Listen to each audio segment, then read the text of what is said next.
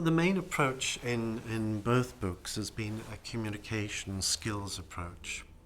Obviously, there are two books, Medicine 1, Medicine 2, and the aim is to focus on the skills necessary for communication. For example, taking a history, explaining procedures, explaining medication, etc.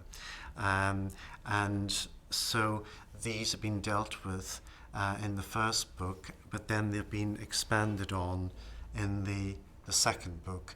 And as you go through book 1 into book 2, it becomes much more speaking oriented and much more communication oriented. The other elements of the course are there's reading, a good strong reading bank in each unit and in the middle of each book.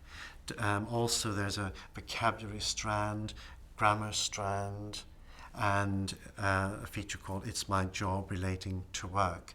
And these are all integrated and a kind of backup of the speaking.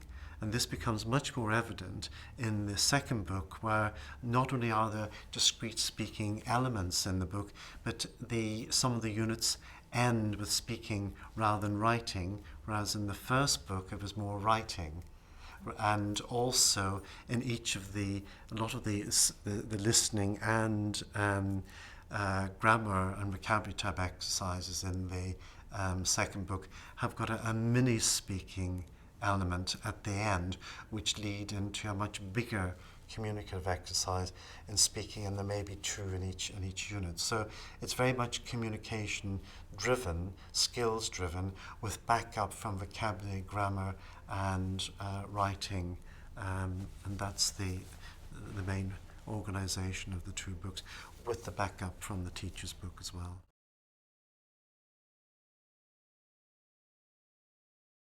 There is a strong element right the way through both books as regards vocabulary. The assumption is also that students already have a background in medical vocabulary, medical education. Students are not coming to these books or to any medical communication exercise with no backup whatsoever. It is there, it might not be activated. So there's little twists of the vocabulary highlighting, maybe simplifying the vocabulary from a medical context to a colloquial context, or the pronunciation of the vocabulary rather than just vocabulary per se. It's not just vocabulary and you learn it and that's it. It's vocabulary and then you activate it.